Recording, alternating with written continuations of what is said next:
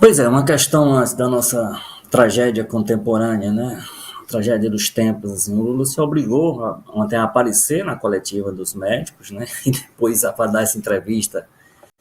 e explicar por que estava com o chapéu, por que tirou o chapéu durante a coletiva, mas,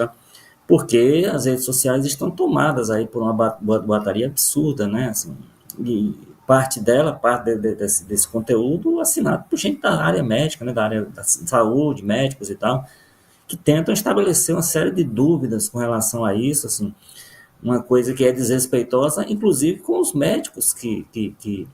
acompanham o Lula e tem dado informações diárias sobre a situação de saúde dele, e fica se inventando mil histórias aí que circulam pelas redes e que, infelizmente, são absorvidas como verdade por parte da população. Então, primeiro é interessante que ele tenha essa postura de falar o máximo possível, se apresentar o máximo possível, porque aí as pessoas vão ter que brigar com os fatos, né? Olha, há uma discussão colocada sobre essa questão do Lula, primeiro porque que ele não, optou por não passar a presidência para o Alckmin, porque aí ele ficaria livre, não sei o quê. A gente está num momento muito delicado da política, né? Tem toda uma articulação que ele é quem fez, ele é quem está marcando, e as pessoas certamente cobrarão dele os compromissos acertados para as votações que o governo tem que fazer essa semana, né, no encerramento do período legislativo. Então, se os médicos disserem que a condição de à distância tomar essas decisões, eu acho que aí tem quem atue fisicamente por ele em Brasília, de confiança, os ministros, o ministério nessas horas tem que fazer valer, né, que designada pelo Lula para dar solução aos problemas, então está tratando. E ele dá a palavra final, então eu não vejo. Agora, tem essa dificuldade que eu acho que é do Lula e seria de qualquer presidente, né, de mantê-lo quieto, mantê-lo cumprindo as recomendações, e, como eu disse, principalmente num contexto difícil para o país e para o governo dele, em que muita coisa está sendo decidida e precisa desse aval definitivo, então exigir que ele se ausente completamente dos problemas e que ele,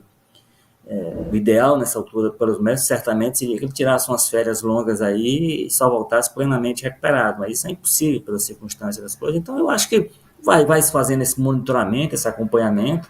né? Ele próprio reconheceu nas entrevistas de ontem, principalmente na entrevista que ele relaxou um pouco, que ele achou que a situação estava totalmente controlada em relação à queda, e isso talvez determinou que ele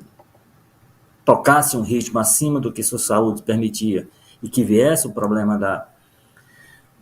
que obrigou a cirurgia agora, semana passada, em São Paulo, quando ele começou a sentir dor de cabeça. Então,